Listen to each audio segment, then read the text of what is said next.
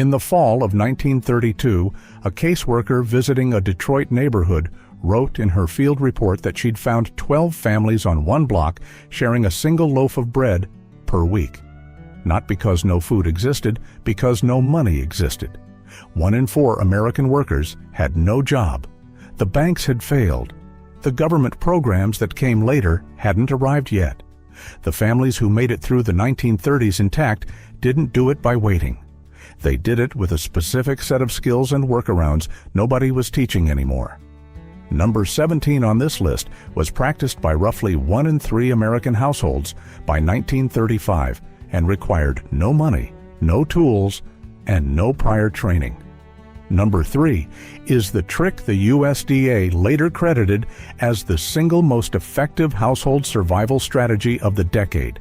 These weren't backup plans. They were the plan. Before we begin, subscribe to this channel because the generation that survived the worst economic collapse in American history figured out things your grandparents still remember, and your children's generation is already forgetting. Let's count them down. Number 20. The flour sack dresses that mill companies started printing colorful patterns on because American families were already sewing them anyway.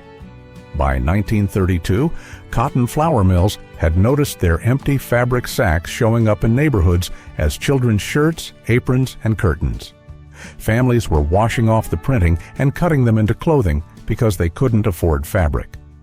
By 1933, several major producers had begun printing sacks with floral designs and actual dress patterns, so a mother could cut a garment from instructions printed on the bag itself. Each 100-pound sack produced enough material for 1 child's dress.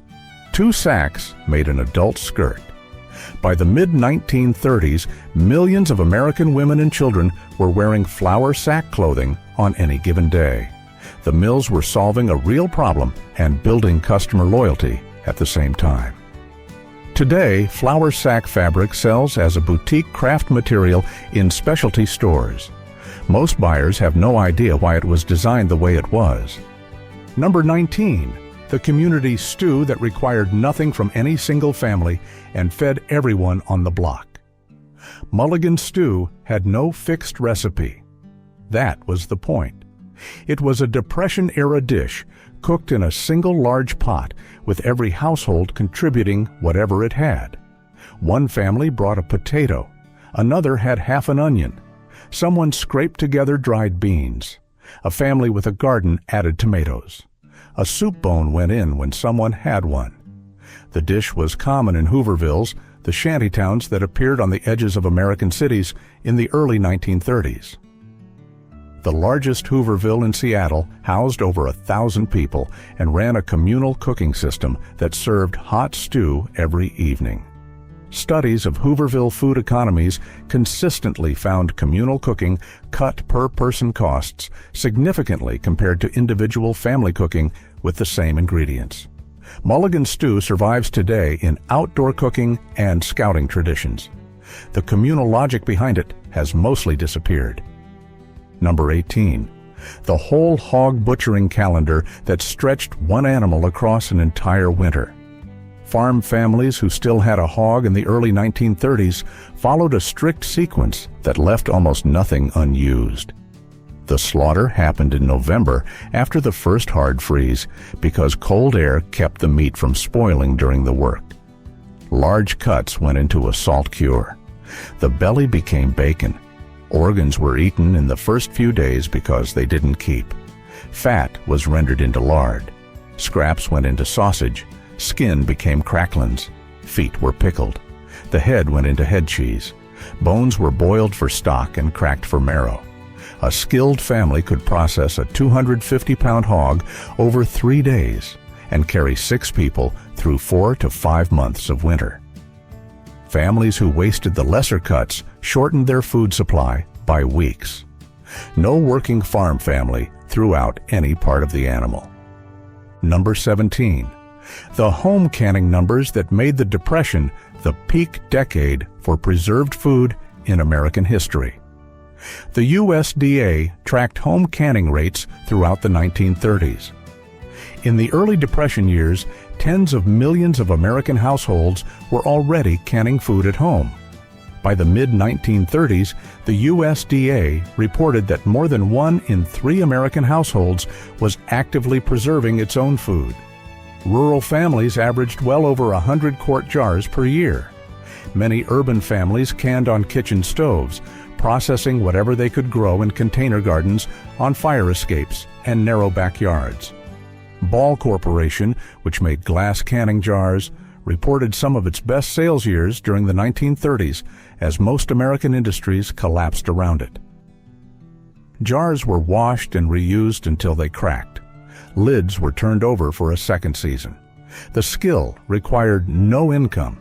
It required only a pot of boiling water, a few jars, and produce from a backyard plot. Number 16. The gleaning practice that families revived from the Old Testament to survive the worst harvest years of the decade. Gleaning is the practice of harvesting crops left behind after a landowner's main harvest finishes.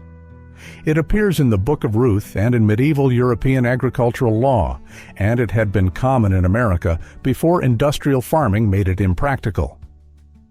During the Depression, it came back.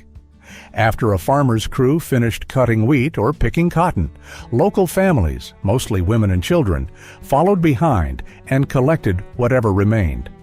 Farm Security Administration surveys from the mid-1930s found that gleaning provided hundreds of pounds of produce per family per season in active gleaning regions. That was enough to fill dozens of quart jars at a time when one jar represented a week's worth of vegetables for a family. The practice is still legal in most American states. Modern food banks have revived it under the name agricultural gleaning programs. Number 15. The government commodity cheese that Depression families received from federal relief offices and stretched in every direction possible. In 1933, the Roosevelt administration created the Federal Surplus Relief Corporation to buy up agricultural surpluses and distribute them to families on relief rolls. The program bought butter, lard, flour, cornmeal, and a product that became synonymous with Depression-era poverty: commodity cheese. It was a dense, processed American-style block, typically 5 pounds, made from dairy surpluses. By the mid-1930s, the program was distributing hundreds of millions of pounds of food per year through county relief offices. Families stretched commodity cheese across dozens of uses: melted into grits, mixed into potato soup, sliced thin for sandwiches, grated over beans. A single 5-pound block, carefully rationed, extended a family's protein supply for 2 to 3 weeks. The Federal Surplus Relief Corporation was the direct ancestor of today's USDA food distribution programs. Stop for a second on what this list really represents. Every item you've heard so far was invented or revived not because Americans in the 1930s were especially creative or tough. They were doing what people do when a system that was supposed to work stops working. The flour sack dress didn't exist because mothers were crafty. It existed because families couldn't afford fabric. Mulligan stew wasn't a tradition. It was a workaround for collapsed food distribution in major American cities. The gleaning fields weren't a charming rural custom. They were families doing physical agricultural labor because the alternative was not eating. What the history books call resilience was mostly desperation dressed up in retrospect. The government programs that eventually arrived, the CCC, the WPA, the surplus commodity distribution, came years after families had already figured out how to survive without them. The survival systems came first. The government arrived later, named them programs, and took credit. That's the pattern you'll keep seeing. Number 14. The railroad track scavenging routes that families walked at dawn to gather coal before anyone else got there. Coal-burning steam trains spilled coal continuously along rail lines throughout the 1930s. Pieces fell from tender cars at crossings and curves, and coal dust built up along track edges in significant quantities. Families living near rail lines walked specific stretches regularly to gather whatever had fallen. Children were often sent out early before other families arrived. Local relief surveys from the mid-1930s documented thousands of families in cities like Pittsburgh and Cincinnati, relying on scavenged coal as their primary heating source during winter months. The railroads generally tolerated the practice. In some cases, railroad police were instructed to stop it because coal companies had begun complaining about losses. Most management looked the other way. A winter's worth of coal for a small house required about 2 tons. A family that worked the rail lines consistently could stay warm without purchasing a single bag. Number 13. The ash hopper that turned wood fire waste into homemade soap. Lye soap had been a fixture of American homesteads since the colonial era, but the Depression brought it back into widespread use. The process started with a wood ash hopper, a simple wooden box mounted on legs over a collection trough. Rainwater poured over the ash leached out an alkaline liquid collected in the trough below. That lye water was then combined with rendered animal fat in an iron kettle and boiled until it saponified into soap. One filled hopper produced enough lye for several pounds of soap per batch, enough to last a family of 4 through weeks of laundry, dishes, and bathing. The fat came from the same hog butchering process that yielded lard, meaning the same animal provided both the cooking fat and the cleaning agent. Instructions for making lye soap from wood ash appear in hundreds of county extension service pamphlets from the 1930s. No purchased chemicals required. Number 12. The cardboard shoe sole insert that Depression-era families called Hoover leather. By 1932, shoe leather had become a luxury millions of families couldn't replace. When soles wore through, the standard fix was to cut cardboard to the shape of the foot and insert it inside the shoe over the hole.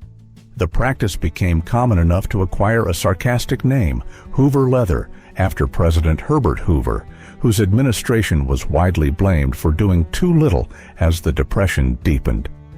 A standard piece of corrugated cardboard held up for roughly 1 to 3 days of normal walking before moisture broke it down. Families kept a supply of grocery store cardboard on hand at all times.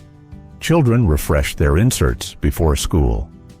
Studies of American school children from the early 1930s found that a significant proportion of urban students had shoes with holes in soles or uppers that exposed feet to weather.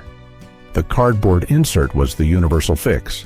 No money required, just a box and a pair of scissors. Number 11. The city chickens that kept egg production going when families couldn't buy eggs at any price. Urban and suburban families across America began keeping small flocks of laying hens in backyards, on rooftops, in basements, and in converted garages during the early 1930s. A laying hen cost between 25 and 50 cents and could produce an egg every day or two for roughly 2 years. A flock of 4 hens supplied enough eggs to meaningfully supplement a family's protein intake without requiring much space or knowledge. By the mid-1930s, the USDA reported that backyard poultry keeping had increased significantly in American cities. In Chicago, Philadelphia, and Detroit, city health departments documented a rise in residential livestock permits. Many families kept chickens without any permit, quietly, in small coops built from salvaged lumber. Their waste composted directly into the backyard garden. The birds ate kitchen scraps and insects. Their operating cost was nearly zero. Number 10. The wild greens that grew in every yard and ditch and that families learned to harvest by sight. Before the Depression, dandelions were a weed. During it, they were a vegetable. Extension Service pamphlets published throughout the 1930s documented dozens of wild edible plants that grew without cultivation in yards, roadsides, and field edges across America. Dandelion greens, lamb's quarters, wood sorrel, plantain leaves, purslane, and pokeweed were among the most widely harvested, each with a different harvest season and nutritional profile. Extension Service bulletins provided preparation instructions for each plant. Dandelion greens delivered significant vitamins A and C in early spring, exactly when family food stores from the previous fall ran lowest. Polkweed contains toxins in its raw form. Extension service instructions specified blanching it twice in separate pots of boiling water. Families who skipped that step got sick. Families who followed it had a free vegetable source through most of the growing season. Number 9. The local barter system that replaced cash entirely in hundreds of American towns. When banks closed and cash became genuinely scarce, thousands of communities organized informal barter networks that functioned as parallel economies alongside the failing cash system. A family might trade 3 dozen eggs for a bag of flour. A neighbor with carpentry skills repaired a barn roof in exchange for a pig. Haircuts, dental work, plowing, and midwifery were all exchanged for goods rather than money throughout the 1930s. Some communities formalized this into local scrip. By 1933, over 300 American communities had issued their own local currency, accepted by local merchants in place of federal dollars. The town of Tenino, Washington, printed wooden scrip that circulated locally for years. The barter networks mostly dissolved as the economy recovered after 1935. What remained was a generation of Americans who understood that value could be exchanged without cash and that neighbors were a form of economic infrastructure. Pause for a second on what this list is actually telling you.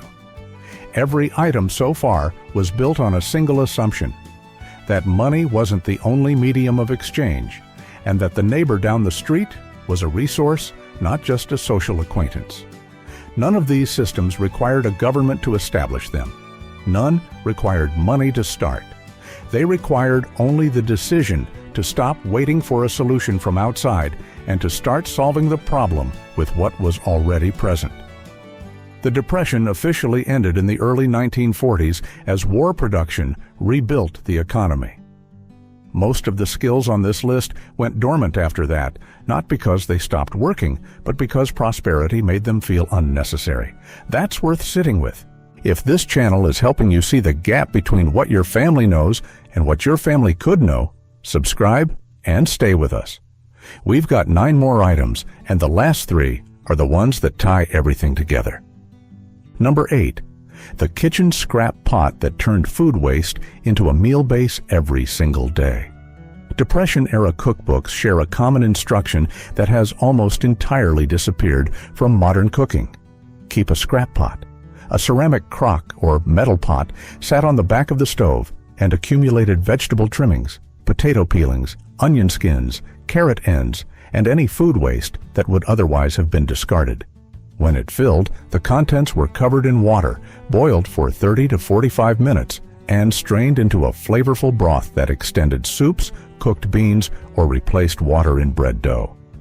Extension service publications called this pot liquor cooking, meaning the liquid produced by boiling vegetables or greens was never discarded but always reused in the next dish. Families who kept a scrap pot consistently stretched their weekly food budget by recovering nutrition from material they would otherwise have thrown away. Nothing came from the kitchen and went to waste. Number 7. The window garden that fed city families when there was no backyard to dig. Urban families without yard access developed a specific Depression-era practice: the window garden. A south-facing windowsill, fire escape, or rooftop was planted with containers of shallow-rooted vegetables, primarily leaf lettuce, green onions, radishes, and herbs. A window box roughly 2 feet long and 8 inches deep could produce a continuous supply of cutting greens through the spring and fall growing season. The Works Progress Administration produced illustrated gardening guides in the mid-1930s specifically for urban apartment dwellers without ground access. The guides covered container selection, soil mixing, planting schedules by climate zone, and which varieties produced the most food per square foot. By the late 1930s, the USDA estimated that over 1 million American families were growing some portion of their food in container gardens, on balconies, windowsills, or rooftop spaces, spending meaningfully less on vegetables than families who grew nothing. Number 6. The invisible mend that made Depression-era clothes last a decade without showing a single repair. Invisible mending is a tailoring technique that repairs tears, holes, and thin spots in fabric so cleanly the repair is undetectable. It uses matching thread, a sharp needle, and precise stitches that reconnect fabric fibers rather than patch over them. It was taught in home economics classes throughout the 1920s and became essential during the Depression when replacing a garment wasn't an option. Depression-era home economics manuals identified several techniques for different fabric types: the French weave for suit fabric, the drawn thread repair for linen and cotton, felting patches for wool, and binding stitches for worn collars and cuffs that had torn from use. Each required only thread, a needle, and about an hour of careful work. A well-maintained wool suit, repaired at stress points each season, could last 10 to 15 years of regular wear, removing clothing replacement almost entirely from the household budget. Number 5. The relief application strategy that separated the families who got help from the families who got nothing. Federal and state relief programs were administered locally, which meant rules and available resources varied enormously from county to county. Families who navigated the system successfully typically did 4 things that families who received nothing failed to do. They applied to multiple programs simultaneously rather than waiting for one to respond. They brought written documentation of need to the county office, ledger records, rent receipts, grocery bills. They reapplied immediately after a denial rather than accepting the first rejection as final. And they identified which local organizations were distributing surplus commodities and church food boxes alongside official programs, registering with those separately. Studies of relief administration from the early 1930s found that families with at least one literate member were significantly more likely to receive aid simply because they could complete paperwork correctly and appeal denials in writing. Number 4. The radio that served as the family's only free connection to the outside world and to every relief announcement that came through. By 1933, over 16 million American households owned a radio.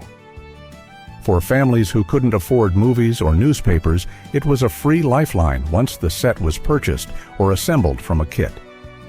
Programs ran from early morning through midnight, and families structured their days around them. Depression-era radio served a function beyond entertainment.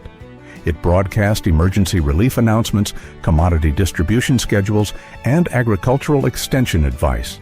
The Roosevelt administration understood this and used it deliberately.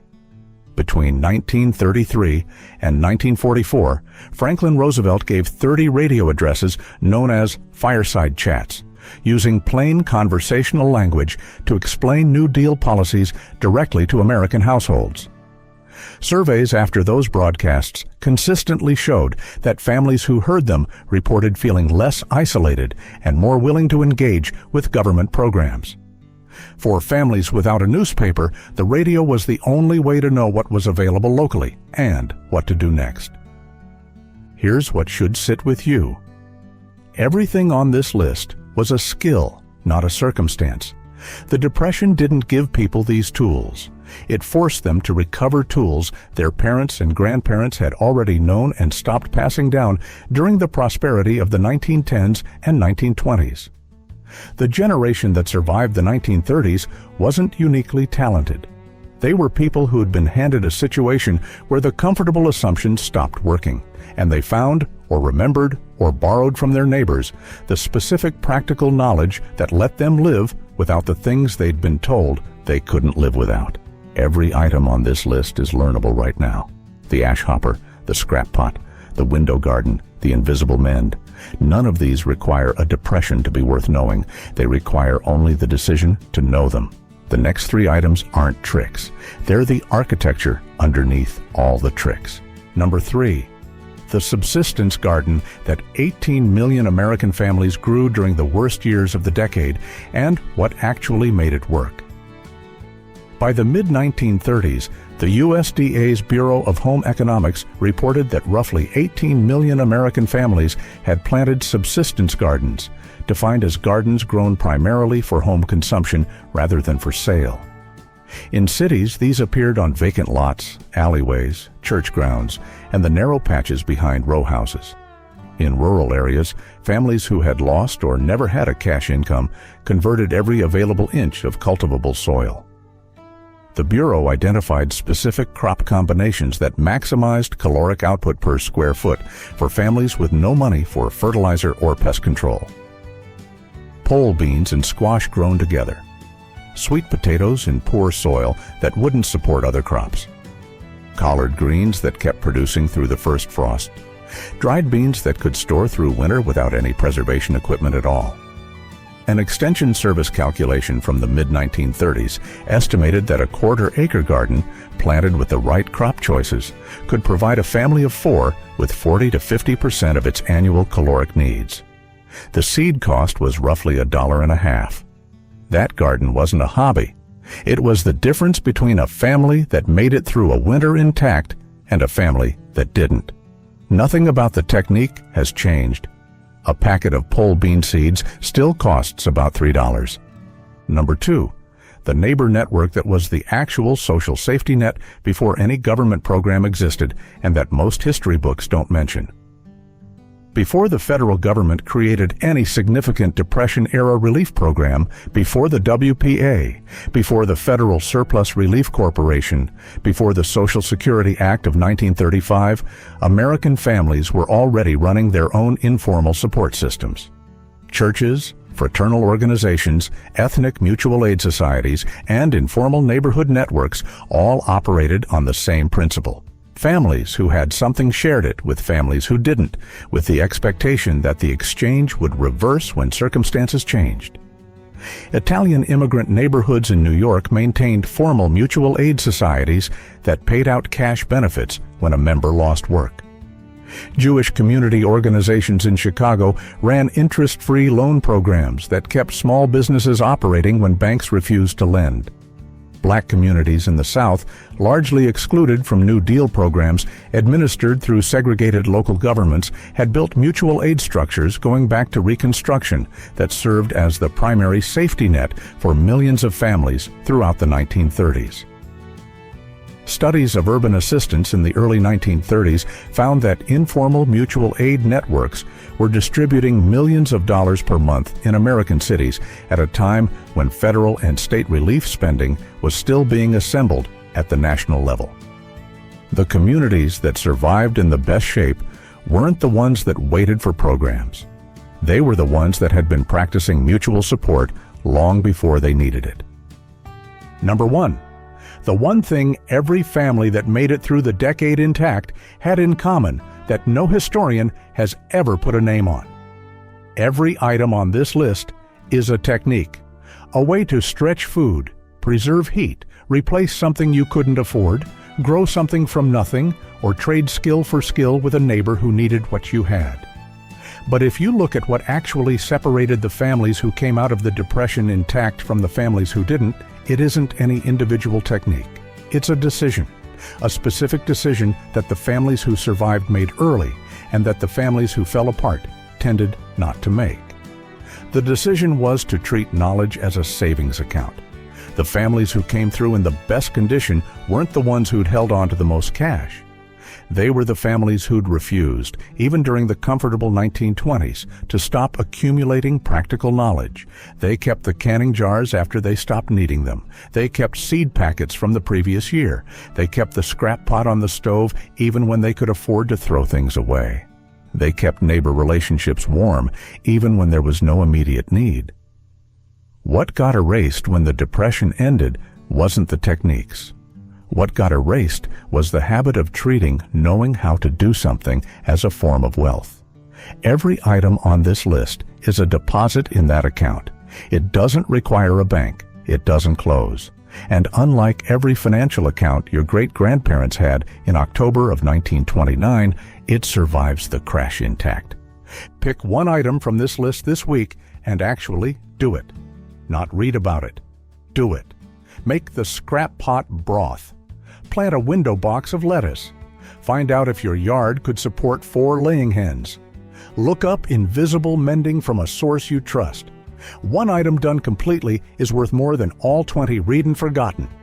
The families who survived the 1930s didn't do it by knowing everything. They did it by knowing a few things so well that those few things held when everything else gave way. That's the model. It still works. If this changed the way you think about what your family could do, if the comfortable assumptions stopped holding, share it with someone who needs to hear it. That's how this kind of knowledge travels. It always has been.